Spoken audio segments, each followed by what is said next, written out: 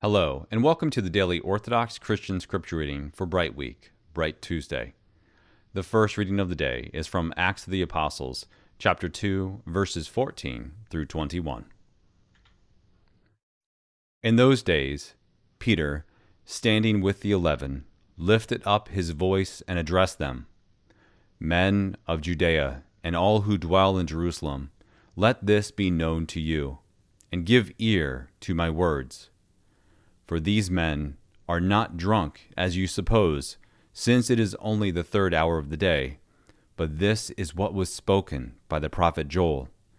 And in the last days it shall be, God declares, that I will pour out my Spirit upon all flesh, and your sons and your daughters shall prophesy, and your young men shall see visions, and your old men shall dream dreams.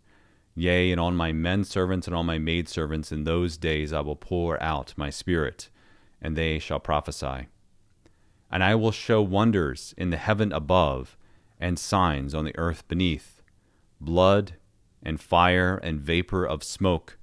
The sun shall be turned into darkness, and the moon into blood, before the day of the Lord comes, the great and manifest day. And it shall be that whoever calls on the name of the Lord shall be saved. And today's gospel reading is from Luke chapter 24, verses 12 through 35.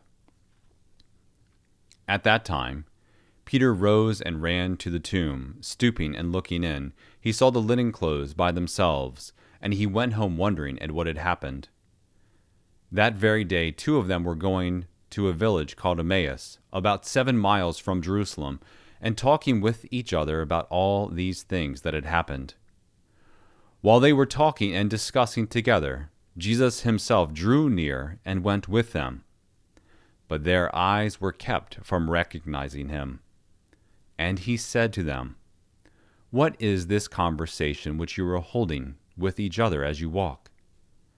And they stood still, looking sad.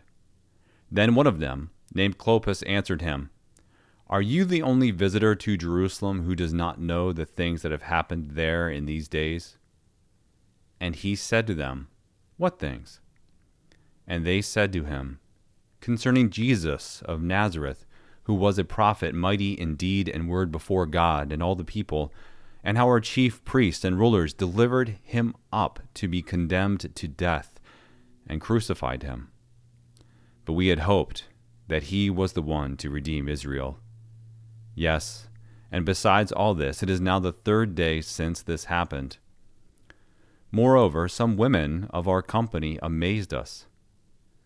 They were at the tomb early in the morning and did not find his body, and they came back saying that they had even seen a vision of angels who said that he was alive.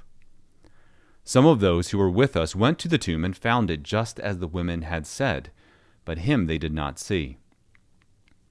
And he said to them, O foolish men, and slow of heart to believe all that the prophets have spoken.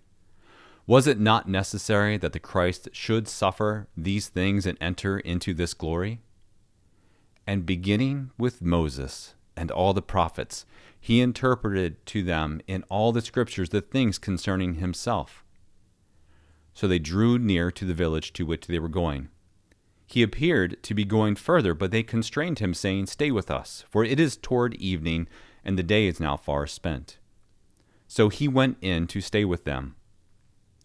When he was at table with them, he took the bread, and blessed, and broke it, and gave it to them.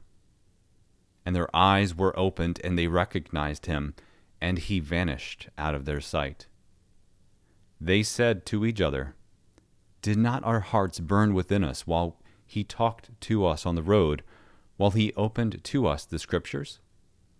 And they rose that same hour and returned to Jerusalem. And they found the 11 gathered together, and those who were with them, who said, The Lord has risen indeed, and has appeared to Simon.